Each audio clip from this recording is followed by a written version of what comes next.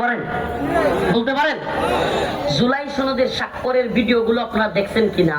জুলাই সনদের স্বাক্ষরের ভিডিওতে আমাদের প্রধান উপদেষ্টা ডক্টর মোহাম্মদ ইউনূস সাহেবের সবচাইতে পাশে বেশি সময় কাছে যেই লোক ছিল, যেই রাজনৈতিক দলের নেতা ছিল, বৃহৎ কোন দলের, জাতীয়তাবাদী দল বিএনপি কিংবা জামাত ইসলামী, হেফাজতে ইসলাম কিংবা আরো যে সমস্ত দলগুলো আছে, এদের কোনো বড় নেতা কিন্তু প্রধান উপদেষ্টার পাশে ছিল না।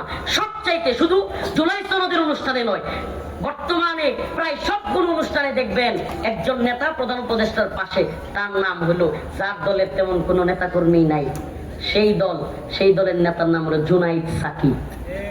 জুনাইদ, ভিডিওগুলো দেখে নিয়ে পারলে, জুনাইদ সাকি আমার জানতে মনে চায় বিএনপির মহাসচিবের চাইতে, জামাত ইসলামী সেক্রেটারি জেনারেলের চাইতে, হেফাজতে ইসলামের মহাসচিবের চাইতে জুনাইদ সাকি বাংলাদেশের বড় নেতা কবে হয়ে গেল? বলেন না, কবে হইলো? তাইলে আপনারা তো ওইভাবে চিন্তা করবেন না, আমরা চিন্তা করি। তাইলে জুনাইদ সাকি প্রধান উপদেষ্টার এত কাছে, বোঝা গেল ভিতরে ভিতরে কিছু চলতেছে। এই জুনাইদ সাকি গত কিছুদিন আগে আসিফ মাহতাব এবং সারওয়ার, দুইজন অধ্যাপক, দুইজন প্রফেসর, বাংলাদেশের নাম করা দুইজন শিক্ষক, উনাদেরকে এক এলজিবিটি সমকামিতার একটা লোক, সে অনলাইনে তাদেরকে হত্যার হুমকি দিয়েছিল। আপনাদের কি ভুলে গেছেন না কারো কারো মনে আছে?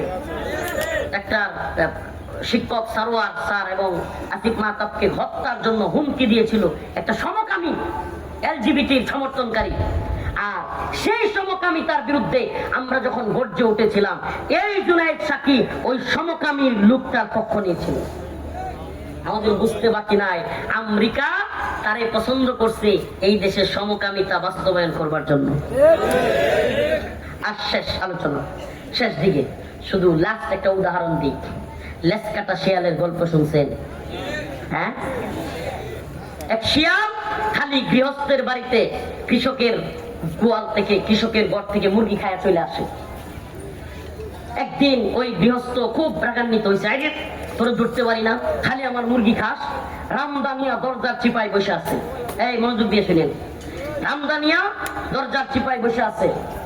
এখন শিয়াল ঢুকছে, মুরগি নিয়ে দৌড় মারছে, আল্লাহর নাম নিয়ে ওই কৃষক গৃহস্থ এক কূপ মারছে কল্লার মধ্যে কূপ দিছে। শিয়াল তো 7 চালাক, দৌড় মারছে, কল্লার মধ্যে না লাইগা ওই শিয়ালের লেঞ্জার মধ্যে লাগছে। কোথায় লাগছে? শিয়ালের লেজ কেটে পড়ে গেছে গা। ঘটনাক্রমে ওই শিয়ালটা ছিল, আপনারা বিশ্বাস করবেন কিনা জানি না, যদি খেয়াল করেন দেখবেন প্রাণীকুলের মধ্যেও কিন্তু সর্দার আছে। প্রাণীকুলের মধ্যেও, কুকুরের মধ্যেও দেখবেন 10-20টা একসাথে থাকলে একটা কিন্তু সর্দার। তো ওই শিয়ালটা ছিল ঘটনাক্রমে শিয়ালদের নেতা। শিয়ালদের কি নেতা? এখন নেতা যখন লেজ কাটা অবস্থায় সকল শিয়ালের মধ্যে গেছে, অন্য শিয়ালরা একটু হাসাহাসি করতেছে, নেতা আপনি লেঞ্জা কাটা কেন, কই গেছিলেন, মাইডা খাই আইলেন। এখন সে একটু না, জানো তোমরা আজকের দিনে ইচ্ছাকৃত ভাবে যে তার লেজ কাটবে, আগামী 100 বছর আমাদের দলের সে নেতা থাকবে। বুঝছেন? মানে কেন সবাই এখন লেঞ্জাকে চালাও? সবাই যদি লেজা কাটো আমার বুদ্ধিতে, তাইলে লেজ কাটা দলের নেতা তো আমিও থাকতে পারবো। প্রিয় ভাইরা আমার, এই পশ্চিম, এই নোংরামি, অশ্লীলতা, ফর্ম ইন্ডাস্ট্রি, সমকামিতা, ট্রান্সজেন্ডার, বিভিন্ন মতবাদ দিয়া পশ্চিম এখন এমন ধ্বংস হয়েছে, এই তথাকথিত ওয়েস্ট আর এই তথাকথিত উন্নত বিশ্ব এমন ধ্বংসপ্রাপ্ত হয়েছে, এরা এখন বুঝতেছে হায় রে, অশ্লীলতার নোংরামির কারণে বিশ্বে কেউ আমগরে মানে না। এখন আমাদের মরলগিরি চলে যাচ্ছে, আমরা তো নিজেদের লেজ কাটছি, এখন যদি সবার লেঞ্জা কাটতে পারি, আমগর নেতামি ঠিক থাকবে। অপ্রিয় মুসলিম উম্মাহ, এজন্য এই পশ্চিম, আমাদের মুসলিম রাষ্ট্রগুলো রাষ্ট্রপ্রধানদেরকেও বুদ্ধি দিচ্ছে, তোমরাও লেঞ্জাগুলো ফেলে দাও। পাকিস্তানের গোলাম শাহবাজ শরীফ, আমেরিকার ডলারখোর জেনারেলরা, এগুলো আমেরিকার কথায় আগেও 71-এ পাকিস্তানের এই তথাকথিত ডলারখোর, এই মুনাফিক জেনারেলরা পাকিস্তানের সেনাবাহিনীর বাংলাদেশে হামলা করছে এই আমেরিকার কথায়। আপনারা তো 71-এর ইতিহাস জানেন। এই পাকিস্তানি জেনারেলরা যখন বিপদে পড়ছে, আপনারা জানেন কিনা আমেরিকা তাদের 70 নৌবহর নিয়ে বাংলাদেশের দিকে যুদ্ধ করতে আসতেছিল। তার মানে তোমরা যাও মারো মুসলমানদেরকে, আমরা আছি। ঠিক তেমনি ভাবে এখন আফগানিস্তানে এই ডলার খুর জেনারেলদেরকে দিয়া হামলা করাইছে, আফগানের মুসলমানদের উপরে সাপোর্ট দিচ্ছে আড়াল থেকে আমেরিকা। প্রিয় ভাইরা আমার, এরা এই লেজ কাটা নিজেদের লেঞ্জা কেটে গেছে, এখন এই তথাকথিত মুসলিম শাসকদেরকেও লেঞ্জা কাটতে চায়। আমার প্রশ্ন, এদেশে যদি কেউ এলজিবিটি সমকামিতা প্রমোট করতে চায়, এদেশে যদি কেউ সিনা বিচারকে সহজ করতে চায়, আমার প্রশ্ন, মুসলিমদের দেশে নামাজ কিভাবে শিক্ষা দিবে? প্রত্যেকটা স্কুল কলেজ ভার্সিটিতে এই ধরনের একজন শিক্ষক দেওয়ার দরকার ছিল। কিভাবে কোরআন শিক্ষা দিবে? মুসলিমদের সমাজে, মুসলিমদের রাষ্ট্রে এরকম একজন শিক্ষক দেওয়ার কথা ছিল। আমাদের ডক্টর মোহাম্মদ ইউনূসের নতুন সরকার কোমর দুলায় কেমনে নাচবে এটা শেখানোর জন্য নতুন একজন শিক্ষক দেখছেন নি? চিন্তা করছেন গন্ডামি লিমিট আছে? মুসলিমদের ছেলে মেয়েরা কিভাবে নামাজ শিখবে, কিভাবে কোরআন শিখবে, এটার কোন শিক্ষক না দিয়া উল্টা ওই যে কোমর হেলায়া দুলায় কিভাবে নাচ শিখবে, নাচের শিক্ষক দিচ্ছে। নাউজুবিল্লাহ বলবেন না?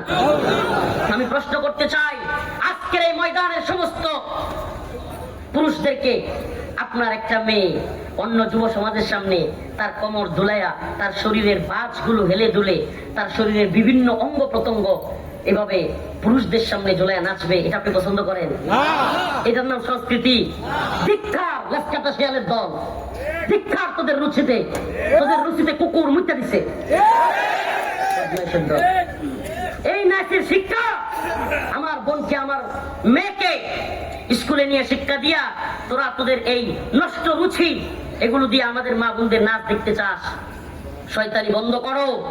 এই সরকারকে বলি, এই নাচের শিক্ষক একেবারে নিয়োগ বিজ্ঞপ্তিটা বাতিল করতে হবে, প্রজ্ঞাপন জারি করতে হবে। গানের শিক্ষক, নাচের শিক্ষক বাদ দিয়া বাংলাদেশে কোরআনের শিক্ষক, নামাজের শিক্ষক দিতে হবে, অন্যথায় তোমাদের পরিণতি হাসিনার চাইতেও ভয়ঙ্কর হবে। রাজি আছেন ইনশাআল্লাহ?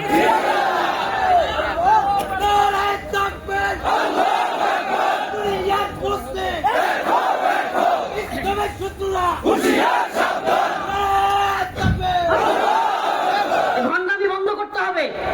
এটা সংখ্যাগরিষ্ঠ মুসলমানদের দেশ, এদেশের কালচার, এদেশের সংস্কৃতি, এদেশের ইসলামের যে সংস্কৃতি, মুসলমানদের যে সভ্যতা, এটার সাথে যায় এমন কাজ করেন, অবশ্যই অবশ্যই সহযোগিতা পাবেন। কিন্তু ইসলামের বিরুদ্ধে কোরআন অবমাননা হবে, আর রাসূলকে অবমাননা করা হবে। গানের শিক্ষকের নাম দিয়া আমাদের মেয়েদেরকে অশ্লীলতার নাচ গান শিক্ষা দেওয়া হবে, আমরা বরদাস্ত করব না। আল্লাহ রাব্বুল আলামিন বলেন, ক্বাদ আফলাহাল মুমিনুন আল্লাযীনা হুম ফী সালাতিহিম খাশিউন। নিশ্চয়ই মুমিনরা সফল। কারা সফল? নিশ্চয়ই মুমিনরা সফল। কেমন মুমিন? আল্লাহ বলেন, আল্লাযীনা হুম ফী সালাতিহিম খাশিউন। আল্লাহ বলেন সেই মুমিনরা সফল যারা খুশু খুজুর সাথে নামাজ পড়ে। কি করে? খুশু খুজুর সাথে, বিনয়ের সাথে, একাগ্র চিত্তে একমাত্র আল্লাহকে ভয় করে নামাজ পড়ে। পৃথিবীর কাউকে রাজি খুশি করবার জন্য না, একমাত্র কাকে রাজি খুশি করবার জন্য নামাজ পড়ে। নামাজ পড়বো তো ইনশাআল্লাহ। হাত তুলে দেখায়, হাত তুলে দেখায়। লিল্লাহি তাকবীর, নারে তাকবীর। বলেন, আয় আল্লাহ, আজকে থেকে নিয়ত করলাম আর নামাজ ছাড়বো না। আপনারা আল্লাহ দেখান, আর নামাজ ছাড়বো না। আল্লাহ তাআলা আমাদের সবাইকে কবুল করুক। আর জোরে বলেন আমিন। আল্লাহ পাক বলেছেন, আল্লাযীনা হুম ফী সালাতিহিম খাশিউন। যে ব্যক্তি নামাজ পড়ে সেই সফল মুমিন হয়। কোটি টাকার চাকরিওয়ালা, বাড়িওয়ালা, গাড়িওয়ালা, সুন্দরী বউ পাওয়া লোক সফল নয়। সফলকে যে খুশু খুজুর সাথে নামাজ পড়ে। সফলকে ওয়াল্লাযীনা হুম আনিল লাগবি মুরিদুন। যে অশ্লীলতা, বেহায়াপনা, পূজা, দুর্গা, দরগা, সব অশ্লীলতা, বেহায়াপনা, এই সমস্ত কাজ থেকে বিরত থাকে। আল্লাহ বলেন, ওয়াল্লাযীনা হুম লিযাকাতি ফাইলুন। যারা যাকাত দেয় তারা হলো সফল মুমিন। আল্লাহ পাক বলেন, ওয়াল্লাযীনা হুম লিফুরুজিহিম হাফিজুন। যারা নিজের যৌনাঙ্গকে হেফাজত করে সেই সমস্ত যুবকরা হলো সফল। আমরা বিয়ে করব, জিনাহে জড়াবো না, নিজের যৌনাঙ্গকে হেফাজত করব। রাজি আছি ইনশাআল্লাহ? আমরা নামাজ পড়ব। করব, রোজা রাখবো, অশ্লীল কাজে জড়াবো। আল্লাহ তাআলা আমাদের সবাইকে বুঝার এবং আমল করার তৌফিক দান করুন। আর হুজুর বলেন আমিন। ওয়া আখিরু দাওয়ানা আলহামদুলিল্লাহি রাব্বিল আলামিন।